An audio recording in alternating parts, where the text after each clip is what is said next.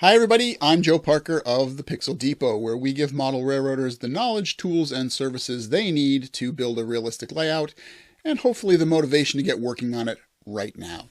Regular viewers of the channel will know that I am a Chessie System modeler. So the Chessie System was formed in 1972 as basically a marketing umbrella to cover the Chesapeake in Ohio, or the C&O, the Baltimore in Ohio, or the B&O, and the Western Maryland, or the WM, all under one marketing umbrella. The railroads still operated fairly independently of one another, although they did standardize on certain things. Also in 1972, EMD came out with their Dash 2 series. What it basically did was update the GP38, GP40, I believe ST38, ST40 into a more modern version of those locomotives with newer electronics and so on. Both of these things happening in 1972 seemed to be fate, I guess. And the Chessie System decided that they were going to really focus on the GP40-2 model. So the Chessie System accounted for 43% of the purchases of the 1,000 and something locomotives in the GP40-2 run. They placed 15 orders for GP40-2s, their first being in 1972, the last being in 1980, and so there were all kinds of different variations of the GP40-2 running around the property on the Chessie System railroads. So to be a Chessie System modeler, you kind of have to have some of that variety. Now I do have a number of GP40-2s already on the layout, but Athearn recently released a newer run of the GP40-2, and these happen to be later builds, so I wanted to grab one and see how that worked out. I didn't have any C&O GP40-2s on the layout just yet, so I decided to go with C&O 4276. Now the 4276 was part of the 6th order of GP40-2s that Chessie placed, and included a number of new features, at least for the C&O. This was the first order that they placed of GP40-2s that included 5-chime horns from the manufacturer, and they also included strobe lights that were attached to the cab roof, and those were intended to increase visibility in switching operations as well as at grade crossings. So let's jump in and take a look at the model itself.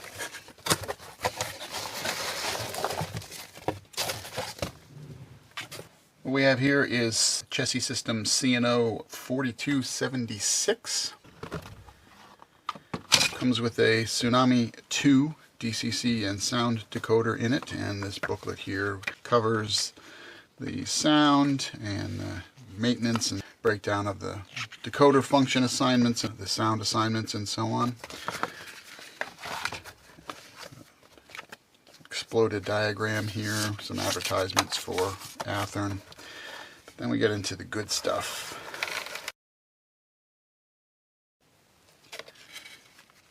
Take this out here.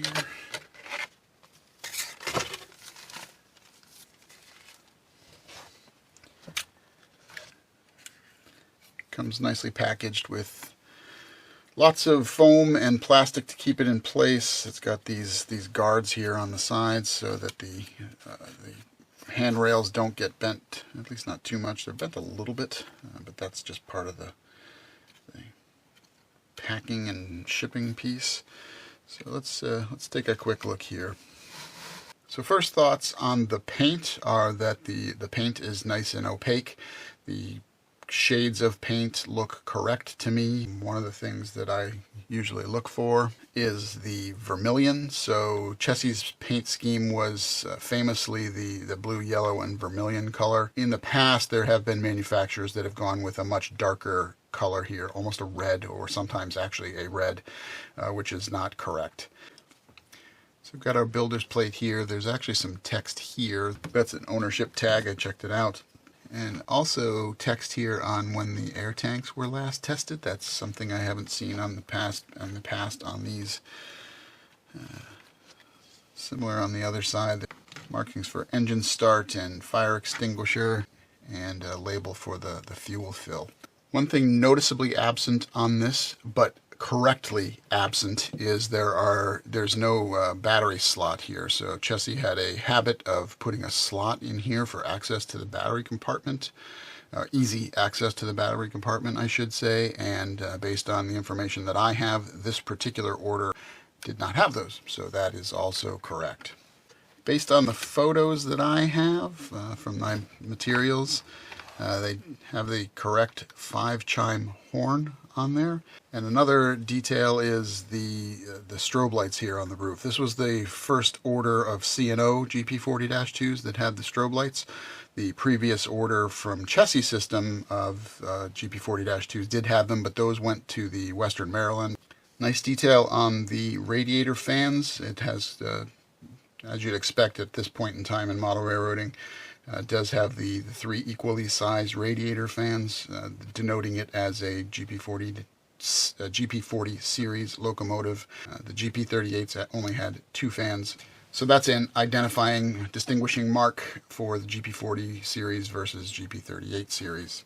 Of course, it does have the sight glass here for checking fluids and so on.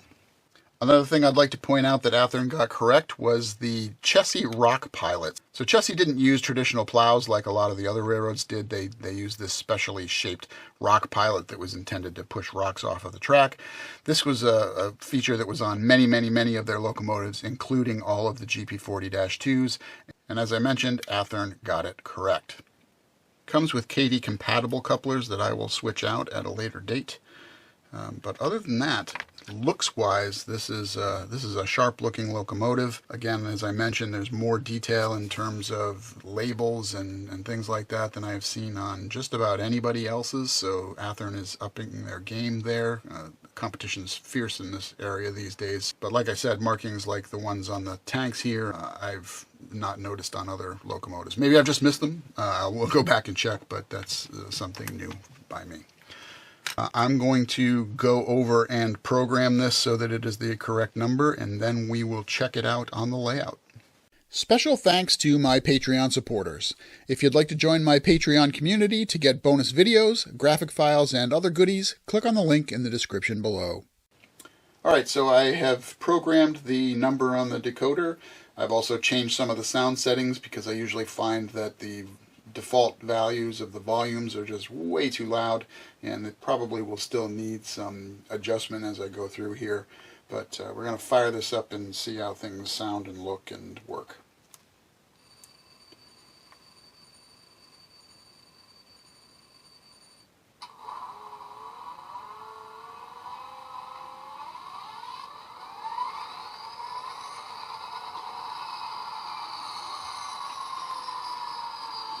Headlight,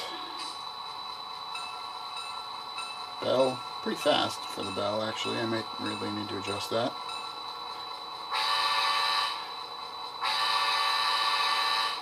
Not sure I like that that particular horn setting either, but it is what it is.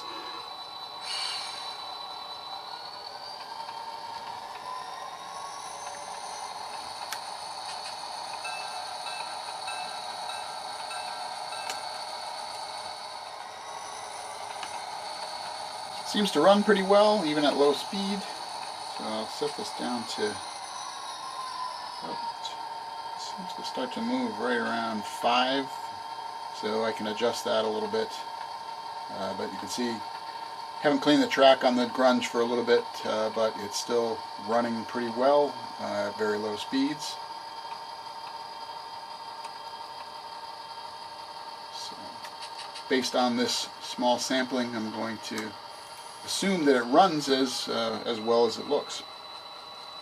So in summary, if you are looking for a well-detailed and smooth-running GP40-2 model, I can highly recommend this latest run from the Athearn Genesis line. Now there are a couple of drawbacks to this. One is that they are not cheap. They do come at a pretty stiff cost.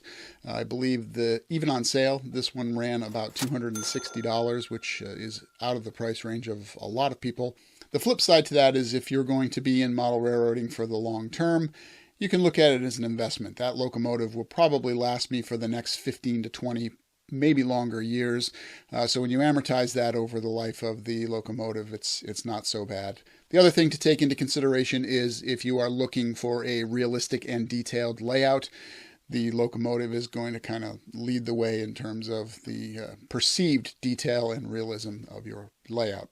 The second thing that I found to be problematic was programming the decoder. So that's not an Athearn issue so much as it is a Tsunami issue. It may actually even be a JMRI issue, because when I went into the screen to program the decoder in JMRI, which is what I use, the screens were different than they had been in the past. So even when I open up older versions of the locomotives for the Tsunami 2, the screens were different. I couldn't figure out a way to make the strobes flash when the bell was on, which you may have noticed in the video of the operations. I'm sure I'll be able to figure it out at some point, but I was disappointed that I wasn't able to get the decoder up and running quickly and easily as I might have done in the past. For more unboxing videos, you can go ahead and click on the link in the upper left of your screen. Below that, you'll find a link to the series on building the Grunge, which is the small shelf layout that you see behind me here. I'm Joe Parker of the Pixel Depot. Thank you so much for watching, and I hope you'll meet me next time in the train room.